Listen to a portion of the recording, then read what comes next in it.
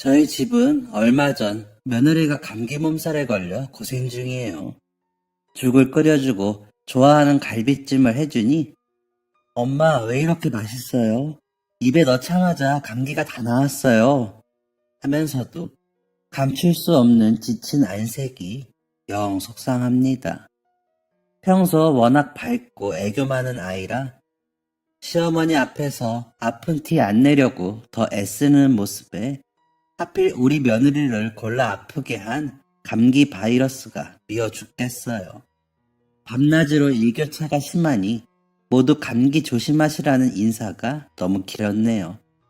저는 앞서 소개한 우리 강아지 같은 며느리와 함께 도란도란 한 집에 살고 있는 60대 여성입니다. 물론 제 큰아들 녀석도 함께 살고 있어요. 무뚝뚝하고 애교도 없는 아들 녀석이 어찌 이리 사랑스러운 여인을 만나게 되었는지 감사할 따름입니다. 흔히들 말하기를 복덩이라고 하지요. 아무래도 저희 며느리가 제게 행운을 가져다 준 것 같습니다. 지금 생각해도 참으로 신기하고 놀랍고 하늘에 감사한 일이 저에게 벌어졌거든요. 저는요, 7남매 중 6번째 딸로 태어났어요.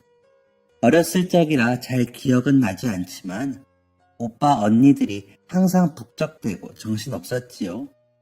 아버지는 늘 일하러 가서 집에 안 계셨고 어머니는 하루 종일 부엌에 서 계시던 뒷모습이나 내내 집안일을 하시던 뒷모습만 기억이 납니다. 아버지, 어머니, 오빠, 언니들의 표정은 기억이 나지 않아요. 그저 흐릿한 형체, 사람이 가진 특유의 느낌들만, 그런 것들만 저의 기억 속에 남아있답니다. 제가 예순 인생을 살다 어릴 적 기억을 잃은 것이라면 차라리 나을지도 모르겠네요.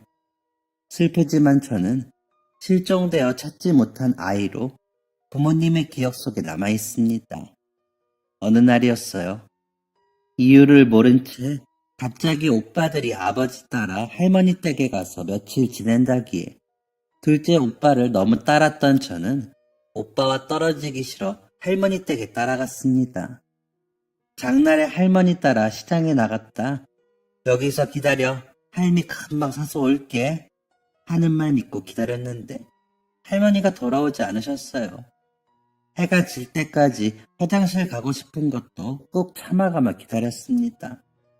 그런데 할머니가 아닌 다른 아줌마가 제게 다가왔고 손을 잡고 따라갔는데 그 후로는 기억이 나지 않습니다. 방금 들려드린 이야기도 기억의 조각들을 억지로 끼워 맞췄으니 어딘가 사실이 아닌 부분이 있을지도 모르겠어요. 저는 그렇게 육아원, 흔히 생각하시는 보육원에서 자랐습니다. 제가 그곳에 자라는 동안에는 가족에게서 버려졌다고 생각하며 지냈습니다. 저를 육아원에 데려온 선생님도 제가 버려진 아이라고밖에 생각이 들지 않았다고 합니다. 진짜 어머니는 아니었지만 어머니처럼 저를 아껴주셨던 선생님 덕분에 그곳에서 자라는 시간은 제법 빠르게 흘렀어요. 16인가 17인가 되었을 때는 육아원에서 빨래와 일을 도우며 야간 학교에 다녔습니다. 야간 학교를 다닌다고 해서 정상적으로 학교를 다녔던 아이들만큼 배우진 못했겠지만 글씨 한 톨이라도 다르게 배우지 않기 위해서 최선을 다했습니다. 열심히 공부했어요. 그런 저의 모습이 선생님께는 제법 어른스럽게 보여졌나 봅니다. 저는 평소처럼 육아원 옥상에 있는 빨랫줄에 빨래를 널고 있었어요. 선생님이 그런 저를 따라 옥상으로 올라오셨습니다. 선이야, 빨래 맞니? 아니에요, 선생님. 거의 다 널었어요. 내려와서 따뜻한 우유 한 잔 해라. 선생님은 옥상 아래에 있는 다락방에 자리를 만들어 그곳으로 저를 부르셨습니다. 선생님이 앉아 계신 자리 옆에는 뽀얀 우유 2잔이 나란히 놓여 있었지요. 제가 자리에 앉으니 무릎 위로 담요를 덮어주셨습니다. 손실이지. 컵이 따뜻하니 손 좀 녹이거라. 괜찮아요. 금방 했는데요, 뭘. 곧 눈이 올 것 같구나. 눈 좀 안 왔으면 좋겠어요. 그거 쌓이면 또 치워야 하고 길 미끄러워 애들 다치기나 하고. 보통 아이들은 너처럼 생각하지 않아. 눈이 오면 예쁘고 신난다고 좋아하지. 선생님은 웃으며 제 머리를 쓰다듬어 주셨지만 저는 어쩐지 웃음이 나오지 않았습니다. 억지로 따라 웃으며 생각했습니다. 난 보통 아이가 될 수 없겠구나. 네가 이곳에 처음 왔을 때도 오늘처럼 눈이 올 듯 말 듯한 하늘이었다. 세상이 뿌옇고 퍼런 것이 춥기도 무지하게 추웠지. 그 추웠던 장날 시장이 다 끝나가는데도 사람 없는 구석에 혼자 쪼그려 앉아있던 네가 얼마나 추워 보였는지. 잘 기억나지 않는 머리를 억지로 굴려 그날을 회상해 보았습니다. 왜 나를 버렸을까? 언니도 오빠도 동생도 아닌 왜 나를? 그날을 떠올리면 그때 있었던 일들보다는 그런 생각들이 제일 먼저 머릿속을 헤집었어요. 자식이 7이나 있는데 그중 저만 버려졌다는 것은 부모님 보시기에 제가 어딘가 참을 수 없을 만큼 못난 구석이 있기 때문이라고 생각했죠. 7남매 중 저만 버려졌어요. 어쩌면 아버지하고 오빠들만 남기고 언니들과 저희를 버리려고 하신 걸까요? 그런데 제가 오빠 따라 나서서 이렇게 된 걸까요? 내가 못나서 그런가? 내다버리고 싶을 정도로 못나서 그랬나? 그런 생각들은 저를 더 공부하게 하고 착한 사람처럼 노력하게 만들었습니다. 제 이야기에 선생님은 훌쩍 눈물을 훔치시더니 상자 하나를 꺼내 열어 보이셨습니다. 손바닥만한 작은 상자 안에는 익숙한 얼굴을 한 소녀가 사진 속에 담겨 있었습니다. 제가 한참 사진을 들여다보는 동안 선생님은 식어버린 머그잔에 따뜻한 우유를 다시 채워주셨어요. 따뜻하게 데워져 뽀얀 김을 내뿜는 우유와 지나치게 낯선 어릴 적 제 모습을 사진으로 마주하니 기분이 이상했습니다. 이상하다, 이상하다. 뭔가 자꾸만 이상하다는 생각이 들었어요. 방금 데운 우유가 다시 차갑게 식어버릴 때까지 저는 이상함을 떨쳐버릴 수가 없었습니다. 그리고 마침내 기억의 필름이 스치듯 지나갔지요. 선생님, 그래 선이야. 저 버려진 아이가 아니었어요. 선생님은 깜짝 놀라 들고 있던 잔을 카펫 위에 떨어뜨리셨습니다. 하얀 액체가 카펫에 와장창 스며들고 엎어진 잔을 수습도 하지 않으신 채 제 손을 덥석 잡으시던 선생님. 그게 무슨 말이니? 선이야, 기억이 나? 그날은 장날이었어요. 동생과 떨어져 심심했던 저는 할머니가 시장에 가신다기에 덥석 따라 나섰어요. 할머니는 장날에 사람이 많아 복잡하고 당신 정신이 없으시니 그냥 집에 있으라고 저를 떼어놓으려 하셨어요. 그런데 제가 억지로 따라 나섰고 저를 못 이긴 할머니는 어쩔 수 없이 시장에 저를 데려가셨어요. 시장을 다 보고 나서는 순간 깜빡하고 못 산 게 있다며 잠시만 기다리라고 하셨던 할머니. 그런 할머니를 기다리다가 먼저 집으로 가고 있어야겠다고 생각하며 자리를 뜬 것은 저였습니다. 그대로 가만히 기다리라는 할머니의 말씀만 잘 들었더라면 이렇게 가족들과 떨어질 일이 없었을 텐데 어렸던 저는 그렇게 하면 안 된다는 것도 모른 채 계속 걸으면 집이 나온다고만 생각하고 걸었던 것이죠.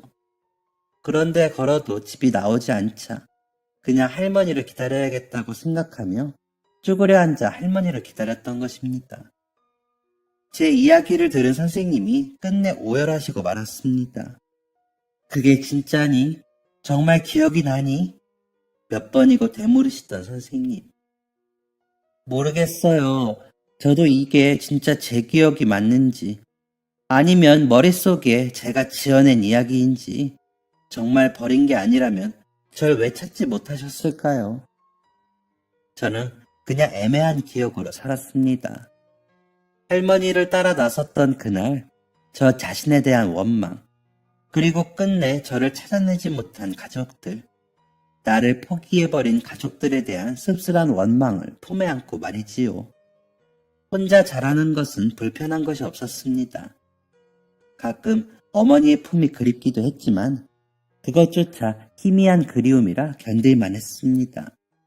사람들은 그걸 외로움이라고 부르더군요.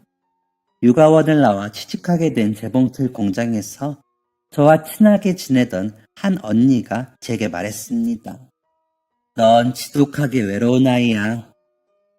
외로움도 고통이라고 말하던 그 언니는 제게 한 남자를 소개해 주었어요. 자신을 트럭 운전수라고 소개했던 그 양반은 저보다 키도 작고 덥수룩한 머리에 어울리지 않는 새하얀 미소를 가진 사람이었어요. 표현에 아낌없고 저를 많이 예뻐해 줬어요. 죽을 때까지 딱 한 사람하고만 살아야 된다 하면 망설임 없이 그 양반을 선택할 수 있었어요. 나한테 언제 불행이라는 게 다녀갔나 싶을 정도로 무한한 행복이었습니다. 시계 초침을 손가락으로 잡아 흘러가는 시간을 멈출 수만 있다면 멈추어버리고 싶을 정도로 사랑받았어요. 그 양반한테. 그런데 참 저는 지질이 운도 복도 없는 인간이었던 거죠. 누가 제 행복에 회방을 놓고 싶어 안달난 게 분명했습니다. 트럭 운전수였던 그 양반, 무엇이 그리 급했는지 저와 자식 새끼들 남겨두고 먼저 하늘로 가버렸어요. 일부러 이 이야기를 쓰면서 그 양반 이야기는 조금만 쓰려고 노력했어요. 너무 애틋해서. 이 몇 줄 쓰는데도 눈물이 나서 혼났어요. 남편 이야기는 최대한 짧게 쓰려고요. 너무 길게 썼다간 우느라 이야기를 마무리 못할 것 같아서. 남편이 그렇게 세상을 떠나고 제게는 2명의 자식이 남아 있었습니다. 저를 닮아 무뚝뚝하고 애교 없는 첫째 아들과 남편을 닮아 서글서글하고 웃음이 많은 둘째 아들. 아이들은 아빠가 숨을 거두었다는 사실에 많이 슬퍼했어요. 둘째가 너무 많이 울기에 왜 그렇게 많이 우냐, 울지 마라 했더니 엄마가 계속 울잖아 라며 제가 울음을 그칠 때까지 함께 울어주던 둘째. 아직 어린 자식들을 보며 저의 슬픔을 조금 미뤄야겠다는 생각을 했습니다. 아빠는 없지만 엄마가 있으니까 절대 이 아이들을 지독하게 슬프거나 지독하게 외롭게는 만들지 말아야겠다는 생각을 했어요. 그렇게 저는 사랑받는 아내이자 여리고 여린 엄마에서 강하고 엄격한 엄마가 되어야 했습니다. 2 아들을 지켜내기 위해서라면 강해지는 것은 그리 어렵지 않더라고요. 그런 엄마의 마음을 아는 건지 아들놈들은 하루가 멀다 하고 쑥쑥 잘 자라주었습니다. 하루는 고등학생이 된 첫째 아들을 데리고 마트에 갔는데 어떤 꼬마 아이가 마트 안에서 뛰어다니다가 넘어져서 음료수를 제 옷에 쏟아버렸어요. 애가 어디 다친 건 아닌지 걱정되어 아이를 일으켜 주려는데 아이 엄마가 달려오더니 제 손을 탁 뿌리치더라고요. 자식이 넘어졌는데 걱정되는 건 당연한 일이지만 어쩐지 살짝 뻘쭘하기도 했습니다. 같이 갔던 첫째 아들이 제 옷에 묻은 음료를 닦아주고 있는데 그 아이 엄마가 먼저 버럭 소리를 지르며 이야기하더군요. 우리 애가 아직 어려요. 그리고 애가 그럴 수도 있죠. 저는 깜짝 놀라 그 아이 엄마를 바라봤습니다. 저도 아들도 아무 말도 하지 않았거든요. 마트에서 장을 보던 사람들이 흘끔흘끔 저희 쪽을 보기 시작했어요. 잘못한 건 없었지만 왠지 모르게 주눅이 들어 부끄러워지려던 찰나. 이봐요 아줌마, 애는 그럴 수 있지만 아줌마는 그러면 안 되는 거 아니에요? 어머, 뭐? 너 뭐라고 그랬니? 뭐? 왜 다짜고짜 반말이세요? 애가 보고 뭘 배우겠습니까? 그쪽 애가 저희 어머니랑 부딪힌 것도 아니고 혼자 넘어지다가 음료수 쏟아서 옷 버렸으면 어른한테 사과부터 하라고 가르치셔야 하는 거 아닌가요? 그래도 된다고 가르치는 게 아니라 지금 무슨 소리 하는 거야?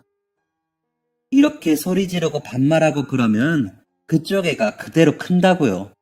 애한테 사과시키기가 죽어도 싫으심. 어머니께서 애 대신 사과를 하세요. 그래야 애가, 아, 이럴 땐 사과를 해야 하는구나. 내가 잘못해놓고 사과 안 하면 우리 엄마가 나 대신 사과하는구나. 똑바로 보고 배우지 않겠어요? 예, 찬호야, 그만해라. 가자. 첫째 아들이 일부러 사람들 들으라는 듯이 큰 소리로 아이의 엄마를 나무랐습니다. 고등학생이 다 큰 어른을 나무란다는 표현이 맞는지는 모르겠지만 누가 봐도 나무라는 소리였죠. 사람이 한 명, 두 명 더 몰려들기에 얼른 아들을 데리고 나가야겠다는 생각이 들었어요. 팔을 잡고 뒤를 돌아 나가려는 그때 넘어져서 제게 음료를 쏟았던 아이가 엄마 품을 벗어나 제게 쭈뼛쭈뼛 다가왔습니다. 죄송해요. 생각하지도 못했던 아이의 자발적인 사과에 구경하고 있던 사람들이 하나둘 흥미를 잃고 흩어졌어요. 저는 부끄러워하면서도 숨지 않고 사과를 건네는 아이의 모습이 기특해 꼭 안아주었습니다. 그런 저를 물끄러미 바라보던 큰아들. 그때 아들은 속으로 무슨 생각을 했을까요? 정작 기특하다고 안아주어야 할 것은 남의 자식이 아니라 저의 자식이었는지도 모르겠네요. 그날 집으로 돌아가면서 아들이 제게 물었습니다. 엄마, 아까 내가 그렇게 한 행동이 그 아이에게 상처가 될 수도 있을까? 내 생각에 우리 아들이 한 행동은 그럴만했다고 봐. 아들 덕분에 엄마 속이 통쾌했고 그 아이 엄마도 분명히 배우는 게 있었을 거야. 진짜 어른보다 더 어른스러운 생각을 가졌더구나, 우리 아들. 그렇지만 상대가 너보다 어른이기도 했고 그곳은 공공장소이었으니 다음부터는 좋게 작은 목소리로 말할 줄도 알아야 해. 모두가 듣는 곳에서 그렇게 큰 소리로 말하는 것보다 아이 엄마에게만 들릴 정도로 잘 이야기했더라면 어땠을까. 물론 너무 잘했어. 우리 아들 엄마 든든해. 그 후로도 큰아들 녀석은 불의에 참지 않고 나서서 바로 잡을 줄 아는 사람이 되었습니다. 가끔 울분에 차 목소리가 커질 때가 있어 종종 오해를 사기도 했지만 말하는 내용을 들어본 사람들은 하나같이 아들 녀석을 칭찬하기 바빴어요. 어쩜 저렇게 맞는 말만 하고 약자를 배려할 줄 아느냐고. 다니던 공장이 폐업을 하고 한정식 집에서 주방 보조로 일한 지 10년 하고도 5년. 하루는 매일같이 식당 앞으로 폐지를 주우러 오시던 한 어르신이 저를 보고 달려오셨습니다. 아이고, 찬우 엄마. 오늘은 일찍 나오셨네요. 이거 먹어요. 어르신께서 내민 것은 편의점에 파는 오렌지 주스였습니다. 샛노란 색깔이 저절로 상큼한 맛을 가늠하게 하는 비주얼이었어요. 어쩐지 꽤 기쁘고 초롱초롱한 눈빛으로 저를 바라보시는 어르신. 무언가 대단히 하고 싶은 말씀이 있는 것처럼 보였습니다. 감사합니다. 잘 마실게요. 저기, 내가 얼마 전에 찬원을 만난 것 같아. 저 옆에 동네 들어가는 오르막 있잖아. 평소처럼 밤 늦은 시간에 골목을 도는데 낑낑거리며 무겁던 리어카가 쑥 가벼워지는 거요. 아이고 일났다. 박스가 쏟아졌나 보다 하고 뒤를 돌았는데 번칠하니 잘생긴 총각 하나가 덤덤하니 밀고 있는 거 아니겠어? 뭐 하는겨? 하고 물으니 일단 가세요 어르신 하는데 찬호 엄마가 생각났어. 에이 설마 저희 아들이겠어요. 요즘 일 때문에 야근하느라 맨날 늦는데. 엊그저께 몇 시에 들어왔어? 9시쯤이었나? 아이고 그럼 맞네. 아들이 어쩜 그리 훤칠하고 잘생겼어? 에이 찬호 녀석은 웃음기도 없고 영 사람들이 좋아할 상이 아닌데요. 아니야 확실히 찬호라니까. 그 총각도 웃음기가 하나도 없는데 목소리는 엄마 닮았는가 다정하고 사글사글해. 말하는 것도 어찌나 예쁜지 몰라. 오르막 다 올라와서 이제 혼자 자라니 그만 가보라고 고맙다고 했더니 밤늦게 너무 춥고 위험하신 거 아니냐. 제가 9시에 항상 여기를 지나가니 기다렸다 같이 올라가시자 하는데 가슴 한편이 찡한 것이 눈물이 나서 혼났어. 아들 참 예쁘고 착하게 키웠더구만.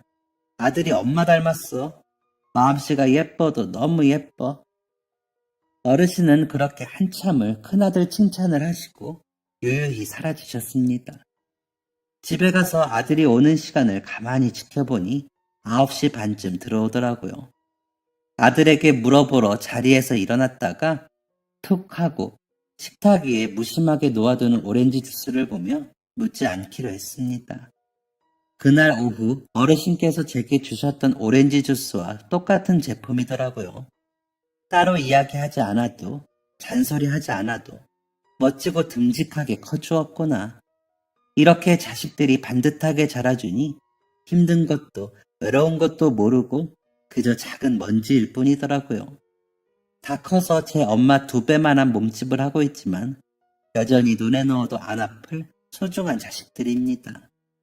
아무리 버겁고 힘든 일이 있어도 자식들 얼굴을 보면, 자식들 생각을 하면 모든 근심이 씻겨 내려가는 듯한 행복한 인생을 살았습니다. 너무 행복했던 나머지 세월이 마치 꿈을 꾼 듯 빠르게 흘러가더군요. 첫째 녀석이 벼랑간 맛있는 음식을 사주겠다고 해서 나갔더니 화사하니 웃는 게 예쁜 뽀송한 이불 같은 다정한 표정을 한 여자와 함께 저를 맞이하는 게 아니겠어요. 엄마, 제가 만나고 있는 사람이에요. 저 이 사람이랑 결혼하고 싶어요. 저는 첫눈에 반해버렸습니다. 아들한테 반했냐고요? 아니요, 우리 며느리한테 반했어요. 예뻐서라기보다 첫 만남에 딱 풍기는 느낌이 그랬어요. 둘을 바라보는데 아무 말 없이 앉아있어도 엄마로서 느낌이 딱 오더라고요. 아, 두 사람 진심으로 사랑하고 있구나. 저는 더 지켜보거나 고민할 필요도 없다고 생각했습니다. 1초 만에 결혼 승낙을 받아낸 아들의 입꼬리가 귀에서 내려올 생각을 않더군요. 희정씨, 내가 아들 낳고 30년 살면서 찬호가 이렇게 활짝 웃는 얼굴은 처음 봐요. 우리 아들 활짝 웃을 수 있게 해줘서 고마워요. 아니에요, 어머님. 저도 연애하며 이렇게 활짝 웃는 얼굴은 처음 봐요. 아무래도 찬호 씨는 이렇게 어머님하고 저하고 가족이 되는 게 너무 행복해서 그런 것 같아요. 저도 어머님께서 바로 허락해 주셔서 이토록 기분이 좋은데 찬호 씨는 오죽하겠어요. 어머님, 찬호 씨 이 행복 오래오래 제가 함께 하고 싶어요. 저희 두 사람 얼굴이 특출나게 예쁜 부부는 아니더라도 마음씨 하나는 예쁜 부부로 그렇게 행복하게 살게요. 어머님께서 가장 가까이에서 지켜봐 주세요. 저 배울 게 많아요, 어머님. 내가 알려줄 게 뭐가 있어요. 이미 이 자체로 훌륭하고 예쁜데 우리 아들과 가족이 되어주셔서 고마워요. 그렇게 큰 아들은 결혼을 하게 되었고 저는 그동안 준비해두었던 주택 청약으로 아들에게 집 한 채를 해줄 수 있게 되었어요. 반듯하고 듬직하게 자라준 아들에 대한 선물이자 보잘것없는 우리 아들, 사랑해주는 며느리에 대한 보답이었습니다. 화려하고 넓은 평수의 좋은 아파트는 아니었지만 두 사람 미래에 자식 낳고 적당히 살기에는 문제가 없을 만한 가정의 화목을 진심으로 응원했습니다. 큰아들을 보내고 나니 살던 집에는 둘째 아들과 저 둘만 남았습니다. 대학을 졸업하고 나서도 원하는 직장에 가기 위해 열심히 준비하던 둘째는 결국 바라던 바를 이루어 해외에 있는 지사로 출근을 앞두고 있었어요.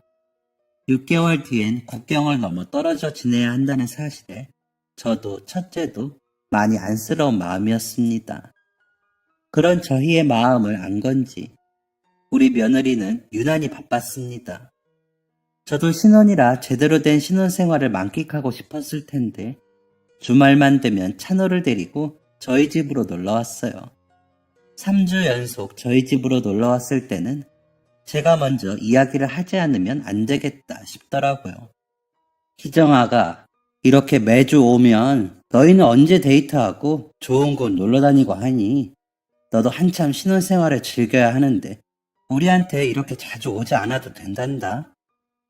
어머님, 제가 아쉬워서 그래요. 이제 막 이렇게 가족이 되었는데 도련님과 떨어져 얼굴도 못 보고 지내야 한다는 게 안지 얼마 안 된 저도 이렇게 애틋한데 신랑이랑 어머님께서는 얼마나 더 애틋하시겠어요. 저는 이런 게 가족이라고 생각해요.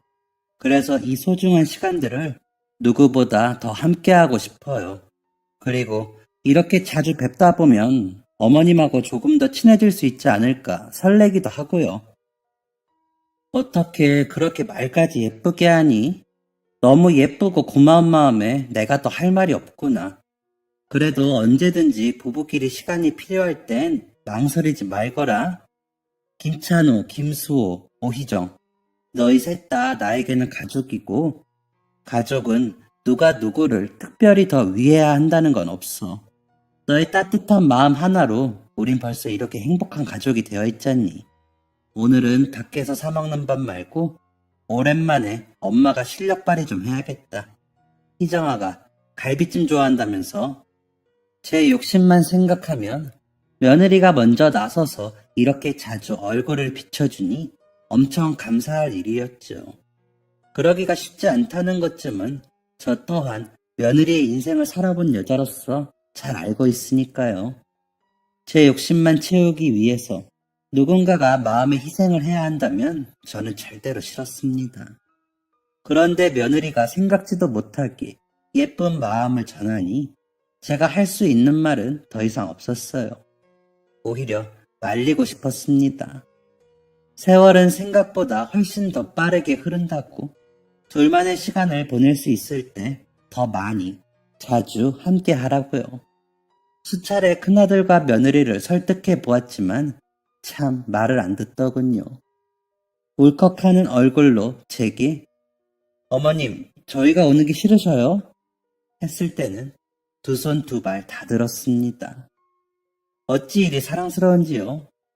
제가 딸이 없고 아들만 둘이라 이런 애교에 그냥 무너지게 되더군요. 어찌나 애교가 많은지 다 나열하고 싶지만 며느리 사랑 팔불출처럼 보일까 망설이게 되네요. 6개월 정도의 시간이 흐르고 둘째 수호가 해외로 나갈 준비에 한창이었습니다. 우리 아들 보고 싶어서 어쩌나? 엄마, 내가 돈 많이 벌어서 비행기표 끊어줄 테니까 꼭 놀러와. 알았지? 엄마가 해외 나갈 시간이 어딨어. 일해야 하는데. 영상통화 자주 하자. 엄마, 내가 돈 많이 벌면 엄마 일 그만둬야지. 내가 그러려고 해외까지 가서 일하는 건데. 우리 엄마, 이제 힘든 식당 일 그만하시라고. 난 6개월이나 기다린 것도 억울해 죽겠어. 빨리 일해서 돈 벌어야 하는데. 그래야 우리 엄마 조금이라도 더 젊을 때 일 그만두고 여행 다니는데. 아이고, 우리 아들 진짜 다 컸네. 이런 말도 할 줄 알고. 근데 있지, 수호야. 엄마는 네가 돈 벌어서 너 위해 쓰는 게 진짜 행복한 거야. 우리 아들이 엄마 위해 힘들게 돈 벌고 그런 건 엄마가 별로 안 행복해. 힘들게 벌어서 자기 자신을 위해 쓸 줄 아는 그런 아들이 더 자랑스럽지. 아이고, 그러셔? 엄마, 아들 생각하시는 마음은 알겠다만 일단 해외여행 가보고 말씀하셔. 이놈이 엄마 해외 안 가봤다고 놀리는 거요? 내가 우리 가족 최초로 비행기 탄다. 엄마, 부럽지? 내가 하고 싶은 일 이렇게 당당하게 할 수 있었던 거 다 엄마 덕분인 거 알지? 우리 엄마 사랑해. 뽀뽀. 야, 징그럽다. 그만해, 수호야. 저를 떠나보내는 제 마음이 헛헛한 것을 눈치챈 것인지 진지한 소리를 하다가도 돌변해서 애교를 부리는 아들의 모습에 슬픔도 잠깐 행복한 온기가 집안을 가득 채웠습니다.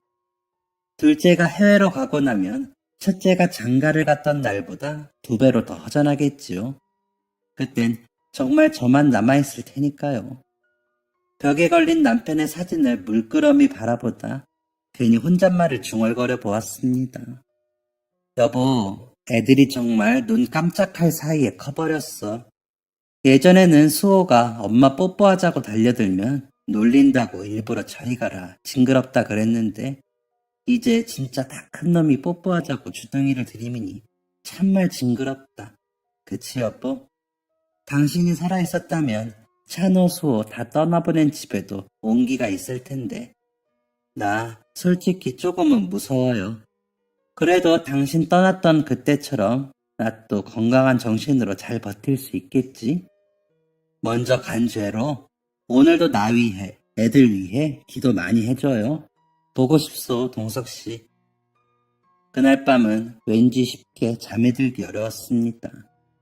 애들이 이렇게 다 큰 어른들이 됐는데 왜 제 마음은 아직도 갓난아기 달래던 그때 같은지. 세상이 저를 속이고 몰래카메라 하는 것 같다는 생각을 하며 잠들고 다음날 아침 이른 시간부터 요란하게 전화가 울렸습니다. 여보세요? 어머님, 안녕히 주무셨어요? 제가 너무 아침 일찍 전화드렸죠. 아니다, 일어날 참이었어. 왜? 무슨 일 있는 거야? 아니요, 그건 아니고. 오늘 도련님 가시는데 공항까지 제가 태워다 드리기로 했거든요. 혹시 어머님도 시간 괜찮으시면 같이 가시자고요. 공항까지 바래다 주겠다는 제 말에 절대 싫다고 거부하던 둘째 아들놈이 제 형수가 바래다 준다는 말에는 순순히 그러겠다고 했나 봅니다. 모든 걸 알고 있던 며느리가 이리도 다정하게 제게 먼저 알려준 것이겠지요. 방문을 열고 나가자 둘째 녀석이 나갈 준비를 다 마치고 멀뚱히 거실에 앉아 있었어요. 그 모습에 주책 없는 코끝은 또 찡해져 왔고 엄마, 형수 진짜 고집 대마왕이야. 둘째 녀석 칭얼거림에 눈물이 쏙 들어갔습니다. 아무래도 며느리가 둘째 아들의 고집을 꺾은 것 같아 속이 후련했어요. 그래도 언제 볼지 모르는데 제 엄마를 공항에 마중도 못 나가게 하다니 몰래 가야 하나 고민했었는데 며느리가 지혜롭게 해결해 준 것이었습니다. 처음으로 가본 공항에는 생각했던 것보다 사람이 없었습니다. 연속극 같은 걸 보면 사람들이 마구 서 있고 복잡해 보였는데 아침 이른 시간이라 그런지 사람들이 듬성듬성 있더구만요. 고요한 공항에 곧 떠날 아들을 붙잡고 서 있는 제 모습이 그리도 서운할 수가 없었습니다. 나 이제 가요. 엄마, 밥. 말을 하려다 말고 엄마 하며 말끝을 흐리던 둘째 녀석이 짐가방을 바닥에 툭 떨어뜨리고는 고개를 숙였습니다. 큰 덩치에 어울리지 않게 가냘프게 떨려오는 그 어깨를 어떻게 모른 척 할 수 있을까요? 저도 아들을 위해 기꺼이 무너져 내렸습니다. 한 품에 다 안기지도 못하게 커져버린 내 아들의 어깨를 꼭 안아주었습니다. 훌쩍훌쩍 눈물을 삼키면서도 제 할 말을 다 합니다. 내가 그래서 공항에 오지 말라고 했잖아. 나 오는 거 엄마한테 보여주기 싫어서. 형수, 이게 다 형수 때문이에요. 야야 이놈이 그걸 갑자기 왜 형수 탓을 하니. 몰라, 이제 나 가야 돼. 나 오는 모습은 빨리 잊어버려. 알겠지 엄마? 알겠죠 형수? 형한테 말하지 마요. 약속했단 말이야, 안 울기로. 덩치 큰 울보가 그렇게 문 너머로 사라지고 그제야 눈물이 나 두 손으로 얼굴을 가리자 며느리가 작은 손으로 제 등을 쓰다듬어 주었습니다. 작고 차가운 손이 제 등을 쓸어주니 거짓말처럼 눈물이 쏙 들어가더군요. 얘야, 너 손이 왜 이렇게 차니? 어머님은 지금 그게 중요한 게 아니잖아요. 고개를 들어 두 손을 잡고 이야기했더니 그렁그렁한 눈을 하고 제게 투정을 합디다. 딸이 있으면 이런 느낌일까요? 제 눈물보다 며느리의 차가운 손이 더 걱정되어 마음대로 울지도 못하고 그렇게 집으로 돌아갔습니다. 그리고 일주일은 아무도 없는 집에 저 혼자 있게 되었는데요. 처음엔 허전하고 애틋하고 안쓰러운 마음에 눈물이 나기도 하고 일부러 집 청소를 더 바쁘게 해보기도 했어요.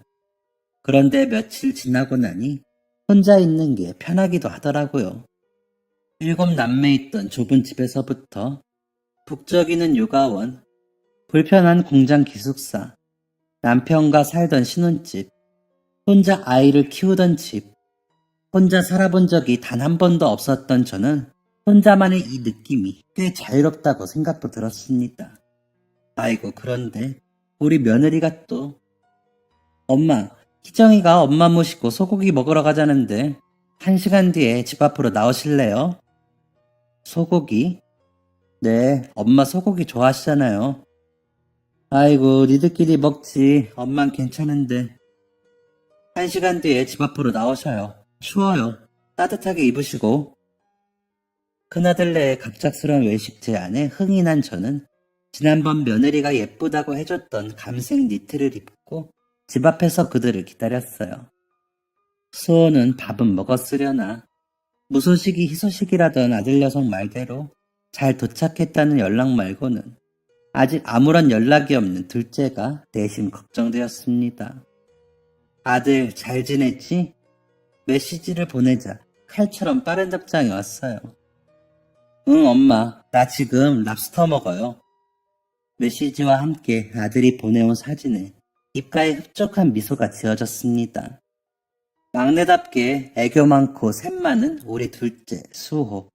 가만히 들여다보고 있으면 그 얼굴에서 남편이 겹쳐 보일 정도로 남편을 많이 닮았답니다. 사진을 보고 있으니 남편 얼굴이 자연스레 피어올랐어요. 여보 보고 있죠? 당신 마누라 행복해. 사진 속 남편, 아니 둘째에게 짧은 안부 인사를 전하고 나니 저 멀리 승용차 한 대가 창문을 열고 달려왔습니다. 어머님, 저희 왔어요. 창문 너머로 몸을 쑥 빼고 저를 부르는 며느리. 야야, 다친다. 제 앞에 멈춰선 차에서 토끼처럼 초롱초롱한 눈을 한 며느리가 신이 나서 내렸습니다. 어머님 오늘도 예쁜 니트 입으셨네요. 아들은 언제나처럼 별말이 없고 며느리하고 기분 좋은 대화를 하며 식사를 하던 중 아들이 반듯한 자세로 한마디를 던졌습니다. 엄마, 이제 일 그만하시고 저희 집에 들어와서 같이 살아요. 그래요, 어머님. 저희 오늘 이 말씀 드리려고 뵙자고 한 거예요. 어머님께서 저희 살으라고 기꺼이 선물해 주신 집에 이제 저희랑 어머님 셋이 오순도순 살아요. 아들네의 갑작스러운 제안에 당황하지 않을 수 없었어요. 갑자기 자기네들 집에 와서 살으라니. 멀쩡한 집을 두고 둘이서 깨먹는 집에 들어가 괜히 짐이 되고 싶지 않았습니다. 됐어. 내가 그 집에 왜 들어가 살아. 멀쩡한 집 놔두고. 너네한테 괜한 짐이 되고 싶지 않구나. 그래도 어떤 마음으로 하는 말인지는 나도 알고 있으니 그것만으로 충분히 고맙다. 엄마 생각은 여기까지만 하고 니들도 니들 즐기면서 살아. 아니에요 어머님, 짐이라뇨. 저희는 그저 어머님하고 셋이 같이 살면 더 행복할 것 같아서 그래요. 제가 엄마가 일찍 돌아가셔서 요즘 어머님을 뵙고 집에 돌아가면 마음이 허전해요. 그러다 어머님을 뵈면 꼭 엄마를 보는 것 같아 행복하고. 엄마가 부담스러우면 우리도 강요드리진 못하겠지만 희정이도 진심이고 나도 진심이니 엄마도 안 좋은 생각은 마시고 있는 그대로 생각해 보셔요. 엄마, 같이 살면 좋잖아. 아들과 며느리는 각자의 생각이 있는 듯 보였습니다. 이 나이에 아들네에 들어가 사는 고리타분한 시어머니가 되고 싶지 않았던 저는 당연히 거절부터 했어요. 하지만 며느리의 말이 자꾸만 마음을 울리더군요. 제가 며느리를 보며 딸이 있었음 이랬을까 하던 순간들에 며느리도 비슷한 생각을 하고 있었다니. 우리가 정말 딸과 엄마 사이가 되기는 어려울 수 있겠지만 남편뿐만 아니라 남편의 어머니까지 이렇게 진심으로 다해주는 우리 며느리에게 저도 조그만 위로가 되어주고 싶었습니다. 식사를 하는 내내 말없이 고민만 했던 것 같아요. 혹여나 이 선택이 훗날 가정의 불화를 불러오진 않을까. 저들 먹고 살기에도 빠듯할 텐데 늙은 어미 모시고 살며 힘들어하진 않을까. 어머님, 그럼 저 어머님 말고 엄마라고 부르는 것만이라도 허락해 주실 수 있을까요? 여보, 그게 왜 어렵겠니? 너 부르고 싶은 대로 불러라, 가. 정말요? 엄마, 우리랑 같이 살아요. 아무리 그래도 당신 정말 왜 그래? 야, 이놈아, 왜 희정이한테 뭐라 그러냐? 엄마는 딸 생겨 좋기만 한데. 같이 살자. 엄마는 우리 딸 때문에 같이 사는 거야. 그러니까 찬호 너 이놈, 엄마 딸한테 잘해. 저희 셋은 그렇게 또 다른 의미의 가족이 되어 행복한 나날을 보냈습니다. 며느리는 애교 있는 말투와는 달리 강하고 멋진 구석이 있는 사람이더구만요. 며느리에게 첫눈에 반했던 저는 알면 알수록 매력이 넘치는 며느리에게 푹 빠져버렸습니다. 어렸을 때부터 가족에 대한 갈증에 늘 목말라 있었던 저는 정말 죽어도 소원이 없을 정도로 행복했어요. 이 모든 행복이 희정이가 오고 나서부터라고 생각하니 더 예뻐 보일 수밖에요. 그러던 어느 날 며느리가 네잎 클로바보다 더 큰 행운을 제게 가져다 주고 말았습니다. 며느리가 저와 함께 밥을 하다가 손뼉을 딱 치더니 반찬통을 열어 반찬을 덜어 담더라고요. 왜 그러니? 엄마, 우리 윗집 사는 부부가 있는데 우리 부부가 친하게 지내고 있거든요. 그 친구가 지금 임신 막달이에요. 지난번에 만났을 때 잡채 먹고 싶다고 했었는데 하다 보니 갑자기 생각나서요. 저 지금 금방 갖다 주고만 올게요. 여럿이 나눠 먹으면 더 맛있잖아요. 윗집 부부와 제법 친해진 모양인지 반찬을 나눠주고 온다는 말에 마음씨 착한 것. 그러려니 하고 기다리는데 얼마 지나지 않아 쭈뼛쭈뼛 조심스러운 모양새로 돌아와 제 눈치를 봤습니다. 왜? 별로 맛이 없다 그러던? 그게 아니라 엄마, 저희 윗집네랑 같이 식사하실래요? 지금 윗집도 제 친구랑 시어머님밖에 없고 저희도 지금 둘뿐이니 여자들끼리 만나서 맛있는 거 나눠 먹어요. 에이, 난 그런 거 잘 못하는데 난 괜찮으니 너 혼자 가서 먹고 오너라. 아이, 엄마, 같이 가서 먹어야 맛있죠. 사실 지금 윗집에 제가 좋아하는 갈비찜도 있고 엄마가 좋아하시는 전복구이도 있단 말이에요. 네? 같이 가요. 그이도 퇴근해서 좀 이따 온대요. 혹시 폭풍 애교라는 말 아시나요? 폭풍처럼 애교를 피운다. 뭐 그런 뜻이라네요. 우리 며느리의 주특기는 폭풍 애교입니다. 그런데 또 그 애교를 제 남편한테 안 하고 꼭 저한테 그래요. 제가 뭔가를 망설이거나 눈치 보며 빠지고 싶어 할 때 며느리는 폭풍 애교 기술을 이용해 저를 유혹하지요. 딸의 애교 앞에 무너져주는 엄마 역할도 참 재미있습니다. 저는 또 못 이기는 척 며느리와 함께 윗집으로 올라갔어요. 방금 만든 잡채와 대구탕을 냄비채 가지고요. 어서 오세요. 아유, 무거우시죠? 이리 주세요. 안녕하세요. 추면에 실례하겠습니다. 아이, 딸 친구네 놀러왔다 생각하세요. 어머님 해주신 잡채가 너무 맛있어서 뱃속 아가가 꼭 전복구이로 대접해 드리대요. 처음 본 사이인데도 살갑게 이야기하는 모습이 꼭 우리 희정이를 닮았더라고요. 밝게 맞이해주는 모습에 정말 딸의 친구를 만나기라도 한 것 마냥 마음이 편안해졌습니다. 내 여자가 식탁에 마주 앉아 나누는 대화는 아주 따뜻했습니다. 뱃속의 아가 이야기부터 처음 아들네가 이사와 윗집 부부를 만난 이야기까지 딸 친구의 시어머니라는 사람도 그날 처음 희정이를 만났는데 자기 며느리와 성격이 너무 비슷해서 신기했다고 하더군요. 며느리들의 우수한 친화력으로 저희는 빠르게 언니 동생 사이가 되었습니다. 생각이 통하고 마음이 통하니 대화는 점점 재밌어져 갔습니다. 한참 이야기가 무르익어 갈 때쯤 눈치 없는 초인종이 울리고 아들 녀석과 친구 남편이 들어왔습니다.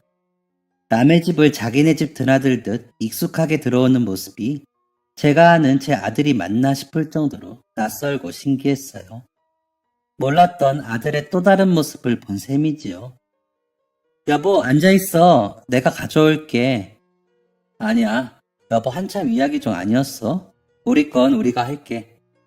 엎치락 뒤치락 서로 자기가 하겠다며 아웅다웅 대는 모습에 분위기는 제법 어수선해졌어요. 어수선한 틈을 타 찻잔 2개를 가져온 동생이 거실로 가자며 눈짓을 했어요. 식사를 끝마쳤으니 자리에서 빠져주는 게 자기들끼리 편하기도 할 것 같아 저도 자리에서 일어나 거실로 갔습니다. 언니, 이거 마셔봐요. 별건 아니고 보리차. 고소하고 좋네. 보리차가 이렇게 맛있었던가? 그치, 맛있지? 내가 어렸을 때부터 보리차를 참 좋아했어요. 우리 언니가 나 밤에 잠 안 자면 어떻게든 재워보려고 따뜻하게 끓여줬거든. 언니가 참 착했네. 언니는 몇 살이셔? 제 바로 위에 언니인데 어렸을 때 실종돼서 죽었는지 살았는지 몰라요. 그 언니가 살아있었으면 지금 딱 언니 나이네. 저런 마음이 많이 안 좋겠어. 그때 언니 오빠들 우리 집 비좁고 정신없어서 엄마가 다 못 챙겨줄 때 어린 나 챙겨준 건 언니뿐이었거든요. 근데 언니는 언니만 보는 나는 몰라주고 둘째 오빠랑 떨어지기 싫다고 아버지 따라 가버렸어요. 아, 우리 집이 잠깐 어려워서 딸 반, 아들 반 나눠서 떨어져 산 적이 있었거든. 거기서부터 이야기가 조금 이상하게 느껴졌습니다.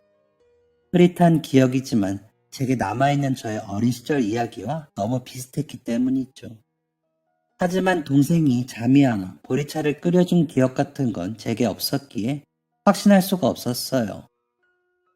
난 그때 언니랑 떨어져서 살아야 한다는 것도 서러워서 맨날 울었는데 언니가 없어졌다는 말을 듣고 그 어린애가 우리 아버지한테 언니 어디 갔다 버렸냐고 소리 지르고 울었다니까. 말을 하며 살짝 울먹이는 그 얼굴을 천천히 뜯어보았습니다. 수치 없어 희미한 눈썹, 둥글게 아래로 떨어지는 눈꼬리, 동그란 코. 그때 애통함이 사라지질 않아서 아직도 다 낡은 언니 사진을 이렇게 들고 다녀요. 한번 볼래요? 떨어지지 않는 시선을 겨우 떼어냈고 사진 속 어린아이를 바라보았습니다. 지금 생각해보면 그때 제가 심장마비로 실려가지 않은 것이 천만 다행이에요. 저는 덜덜 떨리는 손을 주체할 수가 없었어요. 언니, 왜 그래요, 언니? 엄마, 엄마! 동생과 아들, 딸이 소리치는 소리가 머리 뒤로 멀어지는 느낌이 들더니 몇 초 잠깐 정신을 잃었습니다. 아들이 저를 등에 업고 희정이가 옆에서 엉엉 우는 소리에 정신이 없어 정신이 들었어요. 야, 찬호야, 나 괜찮다. 내려라. 엄마, 괜찮으신 거예요? 여보, 그래도 어머님 병원을 가셔야 하지 않을까? 아니다. 나 괜찮다. 그보다 더 중요한 게 있어. 본의 아니게 모두를 놀라게 한 게 미안해서 저는 서둘러 자리에 앉았어요. 괜찮다. 걱정 안 해도 된다. 그리고 여전히 두근거리고 떨리는 마음으로 딸 친구, 시어머니. 그러니까 오늘부터 내 동생 하기로 했던 그 여인의 두 손을 붙잡았습니다. 두 눈에 눈물이 그렁그렁 한 손으로 심장을 부여잡은 동생은 무언가를 직감한 듯 고개를 끄덕였어요. 자꾸만 목이 메어 아무 말도 나오지 않는 저를 대신해 동생이 먼저 입을 열었습니다. 언니, 우리 언니 맞지? 정임이 언니 맞지? 뭐가, 언니, 어디 갔었어? 그동안 어떻게 살았어? 나 버리고 어디로 갔었어? 뭐가, 너 진짜 오기 맞니? 뭐가, 저희 자매는 자식들이 보고 있는 앞에서 체면도 차리지 못하고 목 놓아 울어버렸습니다.